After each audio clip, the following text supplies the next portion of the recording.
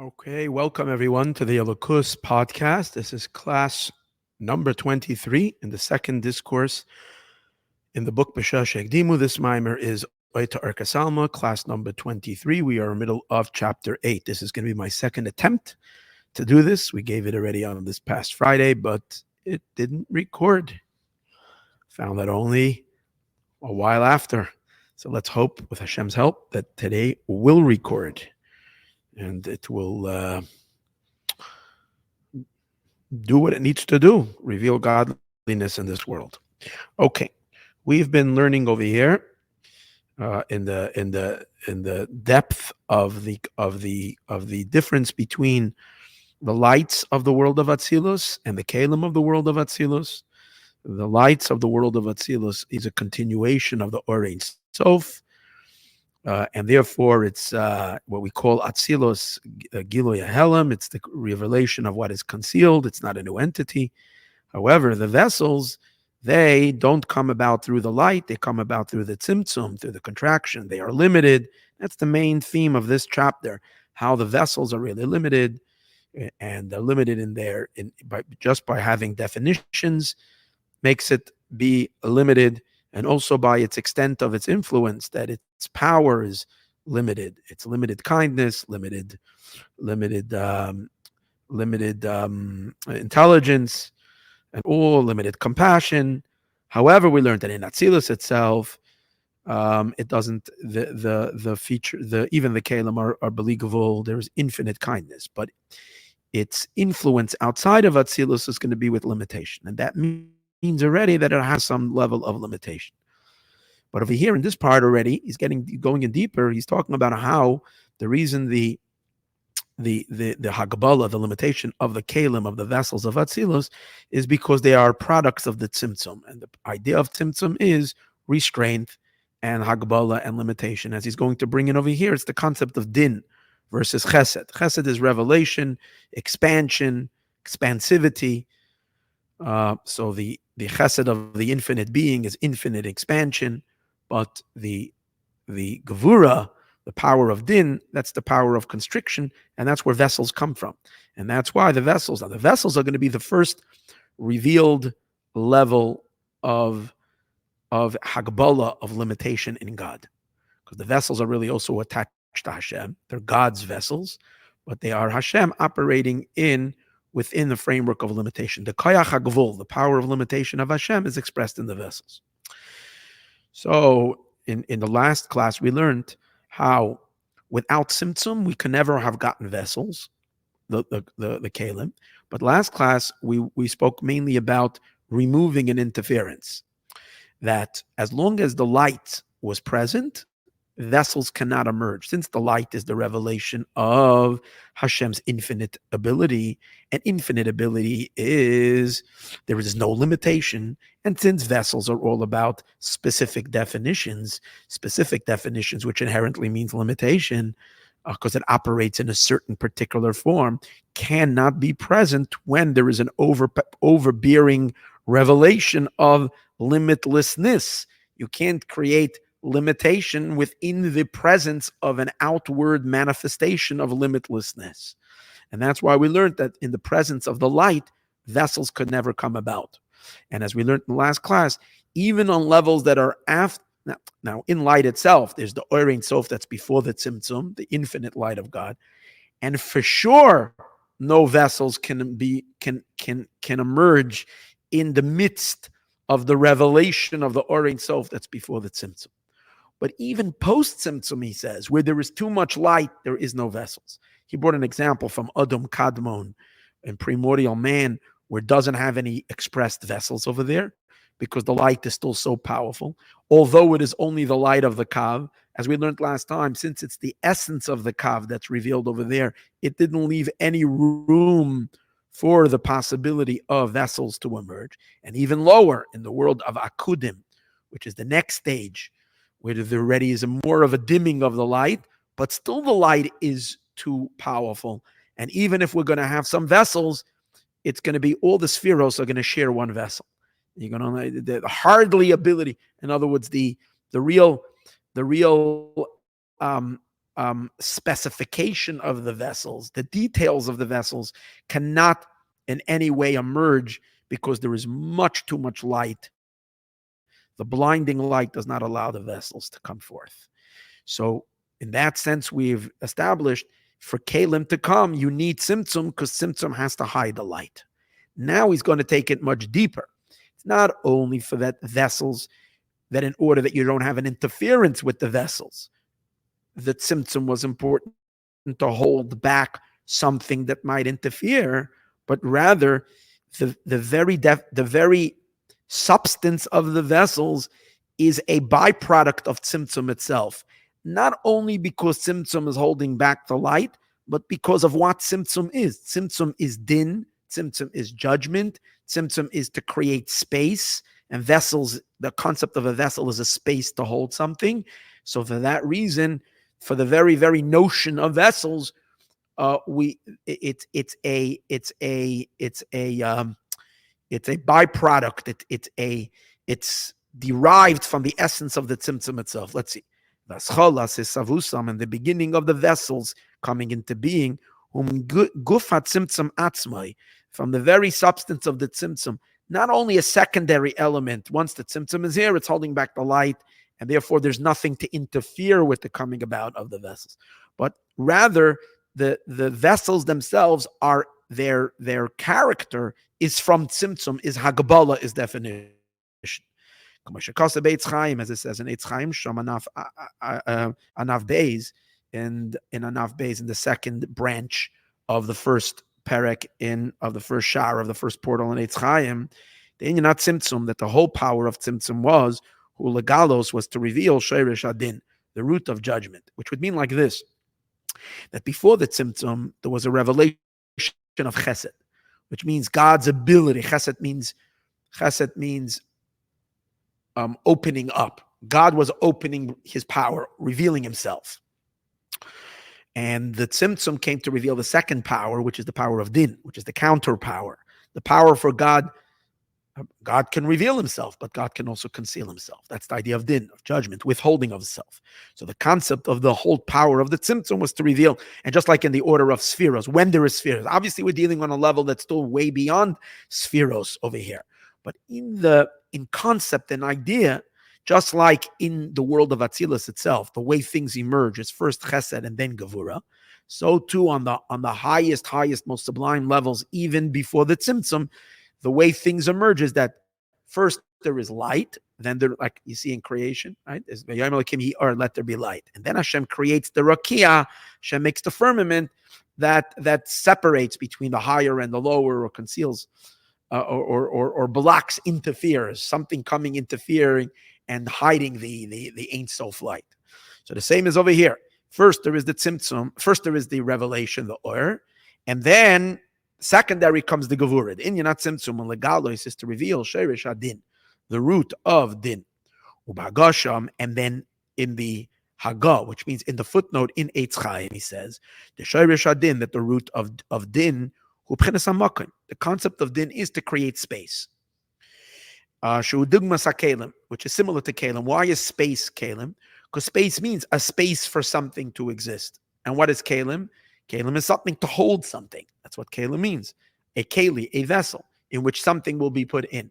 So similar to the concept of a keli is the concept of space. So before there was Tzimtzum, there was no space for creation.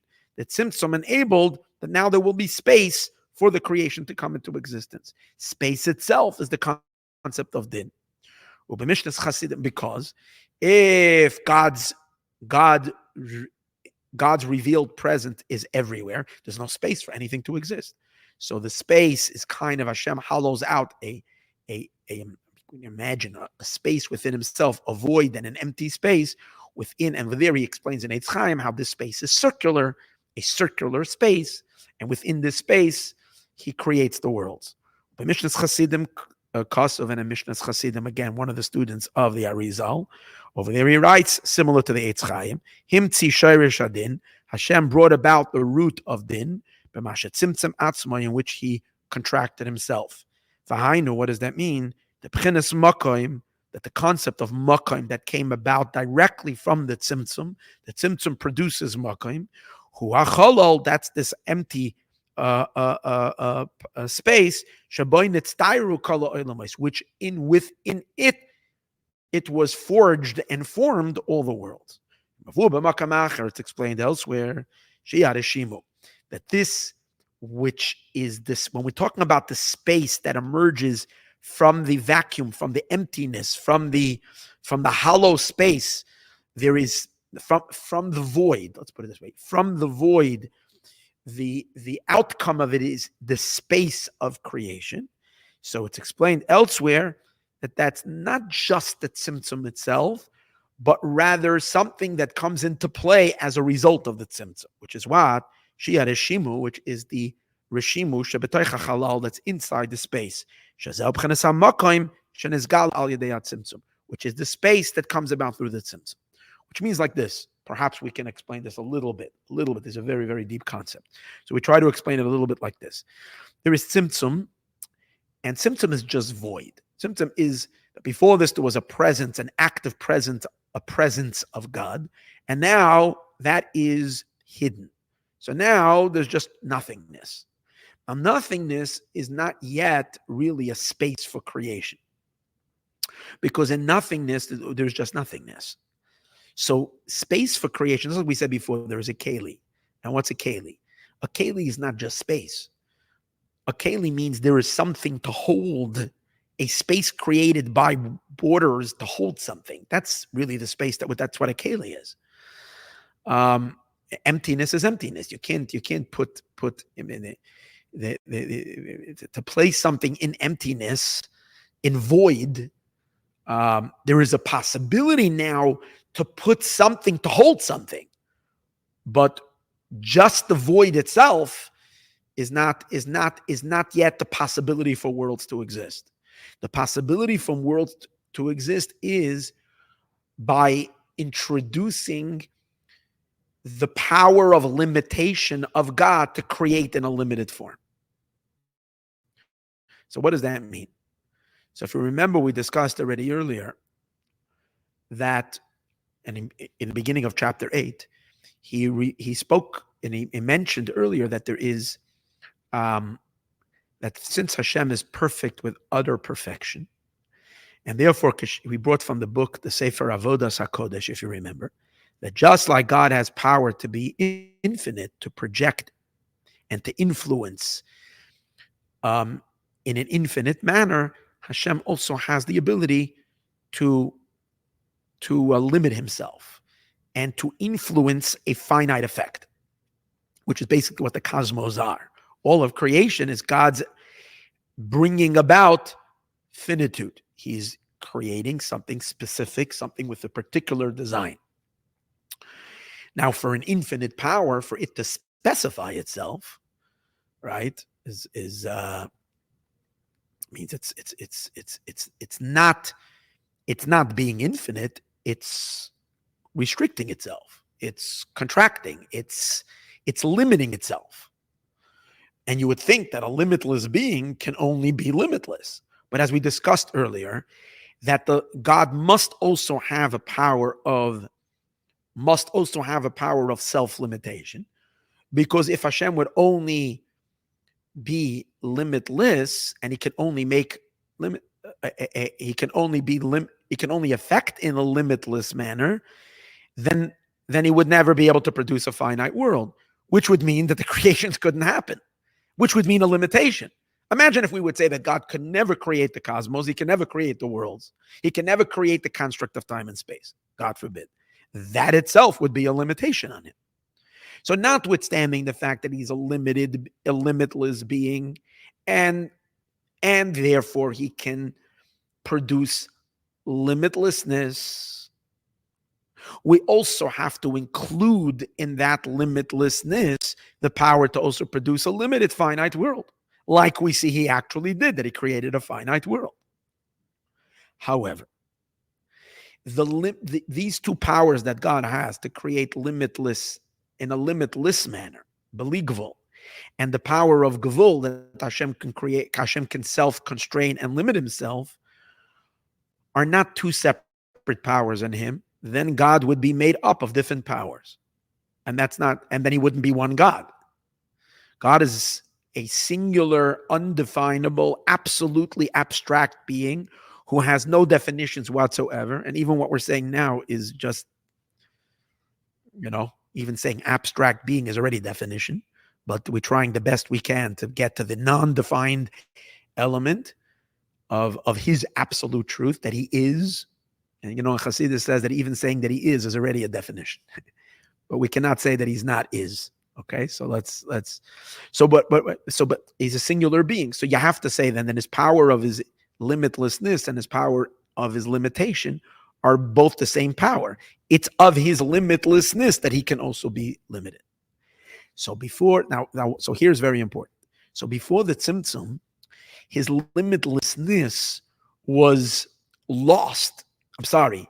His limited power, his ability, his koyach hagvul, his power to limit, which is going to become the power that is going to design the creation. It's going to forge the kalim, which through the kalim God is going to create time and space and our world. It's all from this specific power, the power of God to be specific, to be limiting. But that limiting power was included in God's exhibiting his limitlessness. So then the power of limitation would not be present, because it would be like a lost in a drop of the ocean in the vast infinite ocean. So that's where the tzimtzum comes. The void comes. Instead of God pounding on his chest and saying, look how powerful I am, which means expressing his limitlessness, God retracts himself and hides his limitlessness. What happens? You have a black hole. You have nothing. So then there's no God. There's nothing there. However, what's left over now as a trace, remember we said that when you erase, and this is the concept of Rishimu, when you erase a page that was written, you have a trace of what was once written there, but it's only a trace. So the trace of the infinite power that's left over is God's ability, the finite ability of the infinite is what's left over. And that's called the Rishimu. Now that is the source of the space of creation. The void itself is not a space. It's just nothingness. The space for creation means a holder, a container for creation. The holder and the container for creation, which is already something, that comes not from the no, from nothingness is just nothingness. It comes from from the power of the force. But instead of the force being a limitless force, the force is a finite force. But since we're still dealing, but it's not really finite until the kalim are going to emerge. That's going to happen much later. But the Rishimu, the fact that we're already identifying within God in the most subtlest of levels, that he could be limiting, that's called Shayresh Hadin, the root of din that's in God, his ability to constrict and limit himself, that serves as the basis of the future power, all the powers of kalim, of vessels, that will later specify divine energy to be kindness, to be this, to be that, to be particularized. It's all coming from the Rishimu that is made available as a result of the Tzimtzum. So according to this comes out that Rishimu and Tzimtzum go hand in hand. Because without the Tzimtzum, there would never be a revelation of the Rishimu, which the power of the Rishimu is God's power of Gevul to design a finite world. And that's what produces Kalim. So the Kalim are a product of Tzimtzum and Rishimu and the trace, but the light, the Kav, remember, after we have this void and this revelation of the Rishimu, since we are till now just dealing with restraint and hiding, not active energy, for there to be an actual creation, Hashem now reintroduces his infinite power, which is a revelation of himself. But as he's going to explain soon, that revelation of himself, of the Kav, is going to go is going to emerge into the void through the tracing of the Rishimo, through those hidden traced lines. And what is that going to do to the Kav? Instead of the Kav being a simple infinite, in other words, once you reintroduce the infinite light, the Or back into the space, you're back to square one. You're back to infinity. No, it's not that way. Because the Kav comes out in a measured way. Why? Because now that it's coming about, it's being funneled through the Rishimo. And since it's coming through the Rishimo, which is God is pronouncing onto his energy that it should operate in a finite manner. Although it's an expression of his infinity, it should show itself only with finite properties. And that's because it's going through the Rishimo, as he's going to explain. So now let's follow along inside. That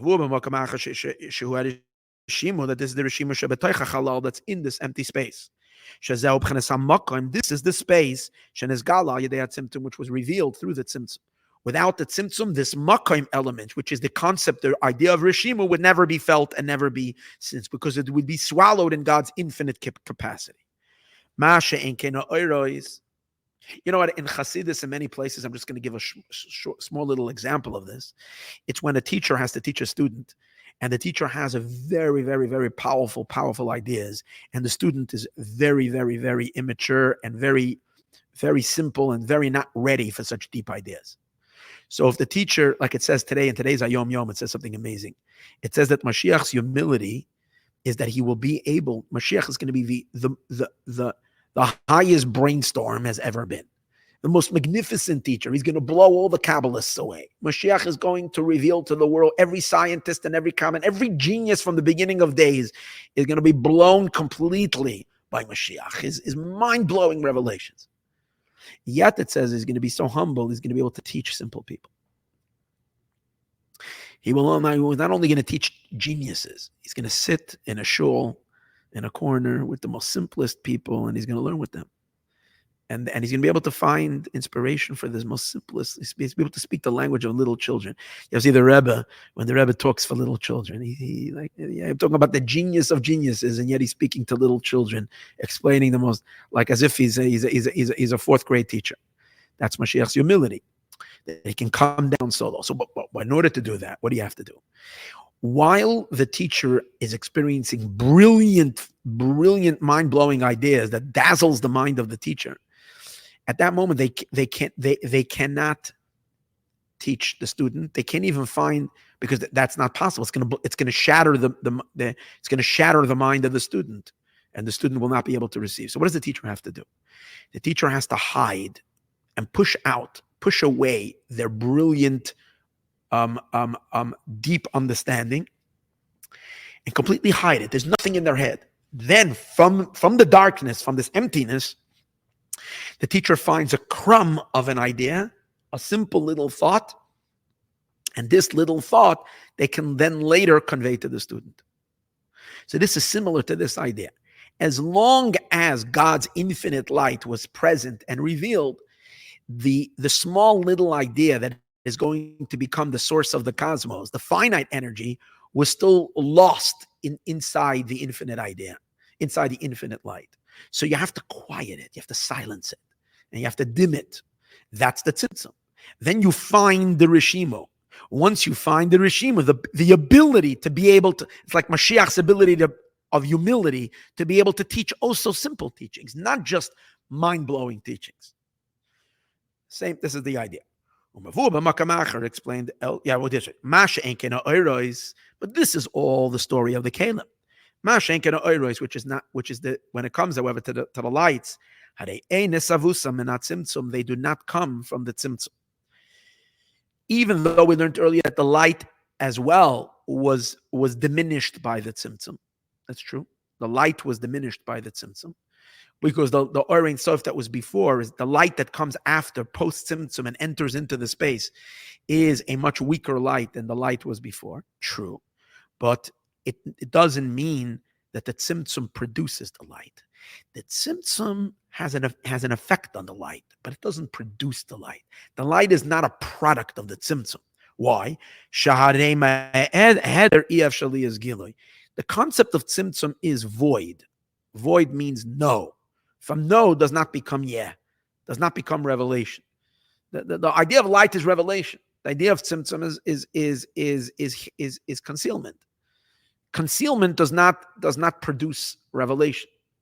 Concealment enables revelation, because a lot of times the revelation needs to be because with the help of a concealment, some concealment that should help the revelation be more compatible with the student.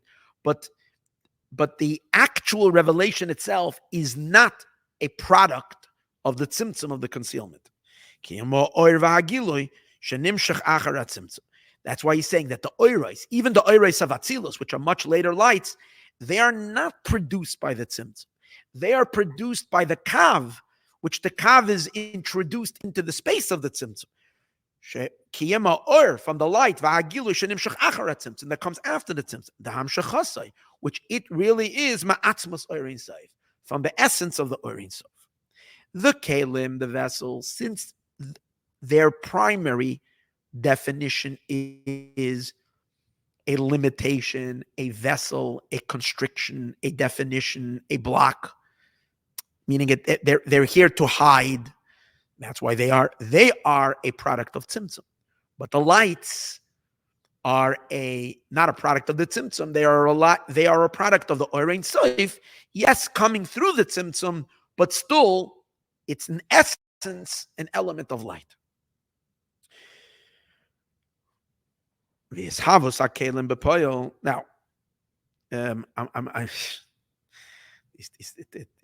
every line over here takes a whole class. Okay, but it's going to get a little bit, I think, as we move a little further, it's going to get a little lighter again. But this is pretty, it's a deep part of the Maamor. To explain a little bit better, perhaps, is as follows. When every definable thing, okay, when we say, let's take a color, and we say that, yellow, or we say red, or we say blue. So we have something.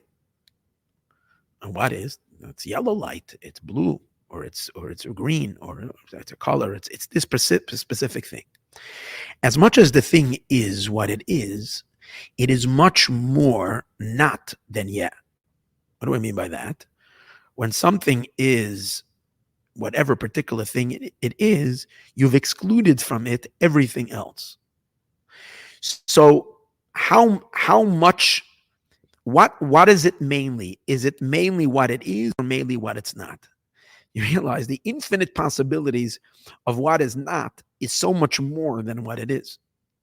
So when you're saying that when something comes into existence and it is this particular thing, it is so much more no than what it is, yeah.